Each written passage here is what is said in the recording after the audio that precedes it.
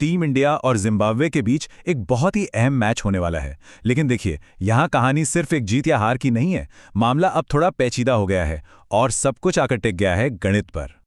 तो सवाल ये उठता है कि क्या सिर्फ मैच जीत लेना ही काफी है? पहली नजर में तो शायद यही लगेगा, पर सच कहूं तो ये समीकरण इतना सीधा है नहीं। जी हाँ, सेमीफाइनल का रास्ता अब उतना आसान नहीं रहा। टीम इंडिया को सिर्फ जिम्बाब्वे को हराना नहीं है, बल्कि एक बहुत बहुत बड़े अंतर से हराना होगा। ये अब टीम इंडिया की एक तरह से मजबूरी बन गई है।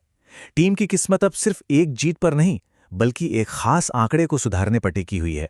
तो इस पूरी कहानी का विलन कौन है? ये है नेट रन रेट, यानी एनआरआर, जो इस वक्त भारत के लिए सबसे बड़ी चुनौती बनकर सामने आया है। जरा इस नंबर को देखिए, -3.800। ये है टीम इंडिया का मौजूदा नेट रन रेट। और सबसे बड़ी चुनौती यही है कि इसे माइनस से प्लस में कैसे लाया जाए। तो ये नेट रन रेट आखिर है क्या चीज? देखिए, सीधे शब्दों में समझें तो ये बनाए गए रनों और जो रन हमारे खिलाफ बने हैं उनका प्रति ओवर का औसत अंतर है। भारत का एनआरआर अभी इतना नीचे है कि उसे हर हाल में पॉजिटिव में लाना ही होगा। तो इस एनआरआर की पहेली को सुलझाने के लिए दो रास्ते सामने आते हैं। आइए पहले रास्ते की बात करते हैं, वो सिनेरियो जहां भारत पहले बल्लेबाजी करता है। और ये है वो जादुई नंबर 77। जी हाँ, 77। अगर भारत पहले बैटिंग करता है तो उसे जिम्बाब्वे को कम से कम 77 रनों के बड़े अंतर से हराना ही होगा। अब ये होगा कैसे? चलिए एक उदाहरण लेते हैं। मान लीजिए भारत ने 200 रन का बड़ा स्कोर खड़ा कर दिया, तो फिर गेंदबाजों को जिम्बाब्वे को 123 रन या उससे कम पर रोकना होगा। तभी ये 77 रनों की जीत मिलेगी और एनआरआर प्लस में आ पाएगा। वैसे भारत की बल्लेबाजी की फॉर्म को देखते हुए ये मुमकिन लग तो रहा है। अब बात करते हैं दूसरे रास्ते की, जो सच कहूं तो बहुत ज्यादा मुश्किल है। क्या होगा अगर भारत टॉस हार जाए और उसे लक्ष्य का पीछा करना पड़े?